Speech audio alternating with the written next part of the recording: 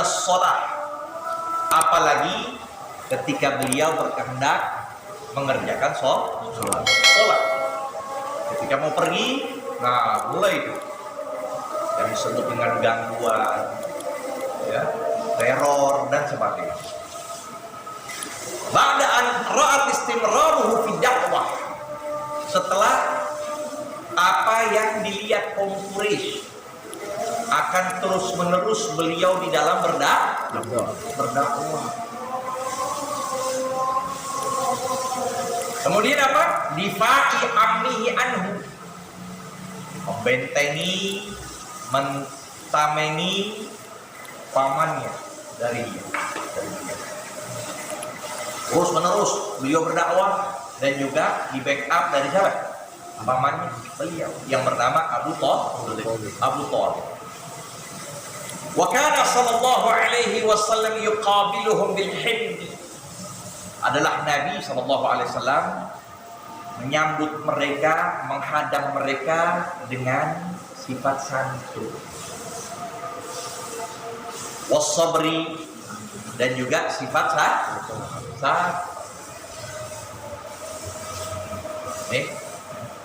Halim dan sabur ini berbeda keadaan. Dua-duanya kalau diartikan memang disebut tahammul adza, menahan gangguan. Antara sabar dan hilim sama-sama menahan gangguan. Tapi perbedaannya, kalau hilim itu menahan gangguan, dia mampu untuk membalas. Itu namanya hilim. Kalau sabar, menahan gangguan lantaran tidak mampu untuk membalas. Mana yang lebih kuat? Mana yang lebih utama? Halim. Maka disebut kadal halimu an yakuna nabiyya. Hampir sifat penyantun atau sabar itu mendekati derajat kenabian. Aneh mampu untuk balas adek aneh nih. Kurang ajar dia. Mengambil warisan tanpa dibagi kita. Mampu untuk balas, tapi aneh serai nama Allah. Nah ini orang halim. Dia mampu untuk balas. Tapi kalau ditindas kita nggak mampu untuk berbuat, nah kita sebut balas. Keduanya memiliki keistimewaan yang utama. Cuma di dalam sifat hilim ini melebihi. Lantaran dia punya kemampuan untuk balas, tapi sok dia tahan.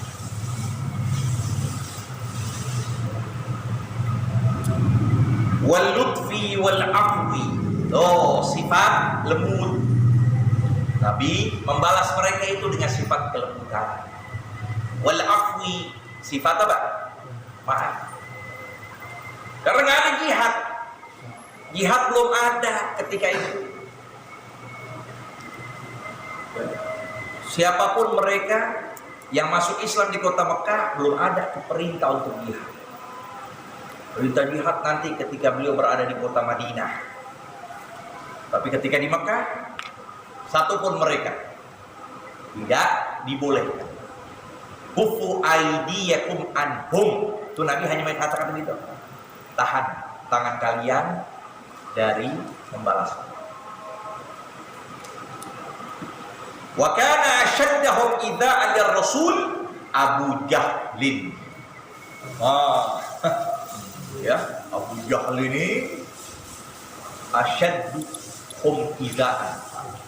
Orang yang paling keras mengganggu Rasul adalah Abu Jahal. Nah, ini Abu Jahal, Abu Lahab, mereka yang layak untuk mendapatkan laknat Allah.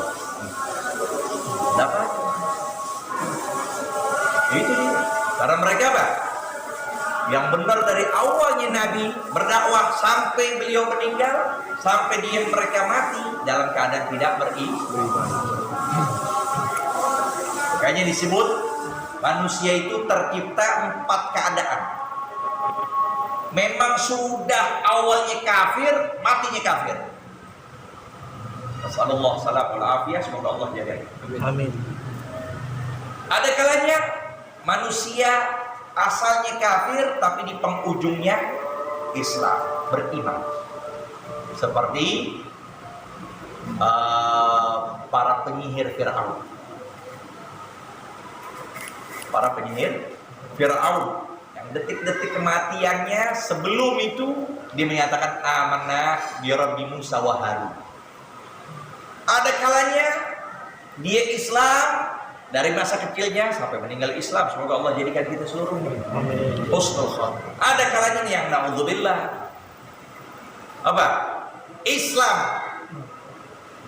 ya di penghujungnya ya dia beriman ya dia bersyahadat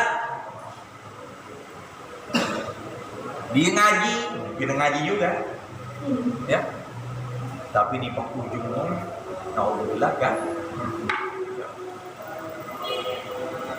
lihat. Nah, mereka yang dinyatakan sudah Allah tentukan di azal termasuk orang yang memang syaqi, yang lacur, yang keluar dari agama. Nah, ini 4 keadaan yang kita berharap iman Islam ada di dada kita sampai di penghujung akhir umur kita tetap kita memegang iman Islam.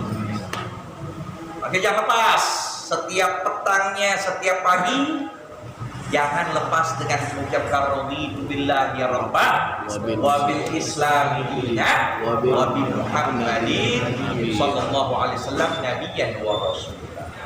Jangan lepas.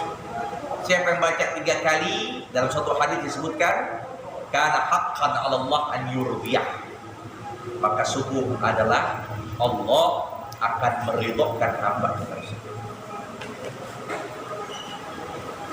Nah, di antaranya apa nih? Ya. Wa Abu Lahab, juga Abu Lahab. Siapa itu beliau? Siapa Abu Lahab itu? Abu Lahab paman Nabi langsung. Abu Lahab pamannya. Jadi kita memandang satu sama lain, lihat perbedaan. Abu Lahab memandang keponakannya dengan pandangan istihqar, ngeremeh. Abu Lahab memandang Nabi dengan menyatakan ya yatim Quraisy, seorang yatim dari kaum Quraisy. Hanya sekedar itu. Beda dengan pandangan Sayyidina Abu Bakar Siddiq. Apa yang dinyatakan, diutarakan, diucapkan oleh Rasul, apapun keadaannya pasti kubenarkan. Perbedaan. Maka Abu Bakar Siddiq mempercayai itu peristiwa yang gak bisa masuk dalam akal kita, yaitu peristiwa Isra wal Mi'raj. Tapi Abu Lahab mengingkari semua, jangankan yang peristiwa begitu, yang diterima akal. Mukjizat Nabi kan banyak kan terlihat, ya bisa keluar dari jaringnya Nabi air yang memancar, 115 sahabat bisa meminum. Bahkan dikatakan dikatakan Mu'adz bin Jabal, beliau menyatakan law kunna mi'ata alfin lakafana, kalau kami 100.000 maka mencukupkan. 100 ini kelihatan insyiqaqul qamar semua. Tapi yang dipandang oleh Abu Lahab berbeda apa yang dipandang Abu Bakar kepada Nabi Shallallahu Alaihi Wasallam. Maka kita jangan merasa sombong. Lantaran kita bergaul dengan orang soleh, duduk dengan ulama, duduk dengan ahlul bait dzurriyyah Nabi yang masya Allah istiqomah, jangan merasa sombong. Toh ada orang yang paling lebih utama dari kita, yaitu baginda Nabi Sallallahu Alaihi Wasallam. Tapi keluarga Abu Lahab tersebut meninggalkan keadaan meninggal. Wa Uqbah bin Abi Mu'aid. Nah ini dia, Uqbah bin Abi Mu'aid juga termasuk seorang gedongkotan Quraisy yang dengan sebabnya pula bulangnya, pembantunya yang bernama siapa? Abdullah, ya, itu Abdullah bin Mas'ud. Abdullah bin Mas'ud. Jadi masuk Islam tuh. Itu pembantunya. Kenapa? Sebab Islamnya dia ketika lagi menggiring, lagi mengembala kambing punya Uqbah bin Abi Mu'ayth. Tiba-tiba Nabi bersama Nabi Bakar Siddiq mendekati gembala itu kambing. Maka Nabi meminta, ayo berikan kami susu. Dikatakan, aku muktamar, aku diamanatkan oleh tuanku, Uqbah bin Abi Mu'ayth. Tak boleh. Cuma aku punya tuh kambing, tapi kurus, susunya nggak ada. Lihat, maka Nabi langsung menyatakan, dia panggil, deketin itu kambing. Maka dipegang putingnya, ya, langsung membesar. Nabi langsung minum, sudah Bakar minum, maka dilihat langsung oleh Abdullah bin Mas'ud. Akhirnya Nabi katakan, aklis, dah, kempes lagi, aklis, kempeslah kamu, kempes langsung. Dari situlah dia beri dengan berbagai macam hal yang sulit, sampai dia disiksa, diapain oleh situannya nih, Uqbah bin Abi Mu'ayth. Wal Walid ibnul Mughirah. Lihat di sini, Abu Lahab kana yadul qadar ala babar Rasul, adalah dia yang menaruh kotoran di atas pintu, di depan pintunya Nabi.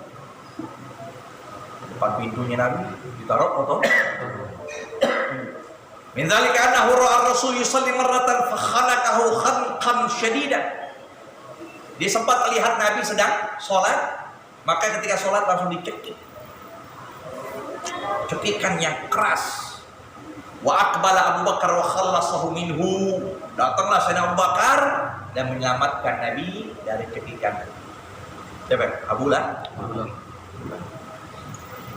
Itu ya. Wa qala ataqtuluna rajulan an yaqula rabbiyallahu wa qad ja'akum bil bayyinati min rabbikum. Kenapa kalian ingin menyelakai seseorang yang berkata Tuhanku adalah Allah? Toh sungguh telah datang kepada kalian dengan bukti-bukti yang nyata dari Tuhan. Nah, apa yang terjadi? Wa qad intaqamallahu min jamil mustahzi'ina ba'dal hijrah. Nah, Nabi sabar. Kenanya nggak sekarang. Itu dia. Nyakitin siapapun. Nggak sekarang. Maka dalam sejarah kita perhatikan, nyakitin Rasul nggak saat itu juga kena, tapi imbasnya ba'dal hijrah ya. Setelah hijrah, Nabi aja 10 tahun. Nabi 13 tahun di Mekah, 10 tahun di kota Madinah. Setelah hijrah, intaqamallah, Allah yang membalas min jami'il mustahzi'in, dari seluruh mereka yang meremehkan Nabi sallallahu alaihi wasallam. Faminhum man qutil, di antara mereka ada yang terbunuh. Wa minhum man ahlakathul amrad, dan di antara mereka pun ada yang membinasakan dari berbagai macam penyakit yang menakutkan. Jadi imbasnya kita sakitin, apalagi ya ulama, apalagi orang-orang yang memang istiqomah, kita tahu dan sebagainya. Enggak sekarang imbasnya, nanti. Enggak di dunia, pasti di akhirat. Enggak di akhirat, bakal kena juga di dunia. Sebagaimana Nabi ketika berdakwah awal-awal permulaan, ya kan? Ini kan masih awal-awal ya. Iya. Masih tahun keberapa? 3 tahun. Jadi ketika Nabi berdakwah 3 tahun itu di kota Mekah, di situ berbagai macam ancaman, siksaan, ya, derita yang Nabi alami. Nah, Nabi hanya sabar. Lihat satu persatu. Abu Jahal gimana? Abu Lahab gimana? Walid bin Mughirah gimana? Abi Mu'ayth tadi, Uqbah bin Abi Mu'ayth.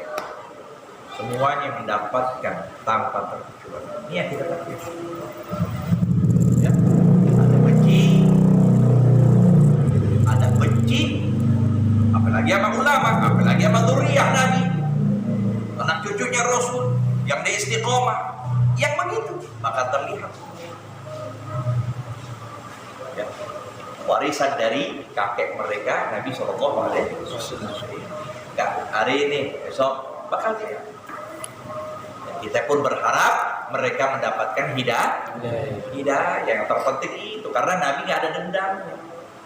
Nabi nggak punya sifat dendam. Nggak ada dendam. Berharap Nabi, bahkan Nabi merasa sedih kalau mereka itu tidak dapat hadiah dari tangan Rasulullah SAW. Nggak ditangani Nabi. Sampai Nabi sedih. Mereka mati dalam keadaan kufur, dalam keadaan tidak mendapatkan hadiah melalui tangan baginda Nabi Muhammad SAW.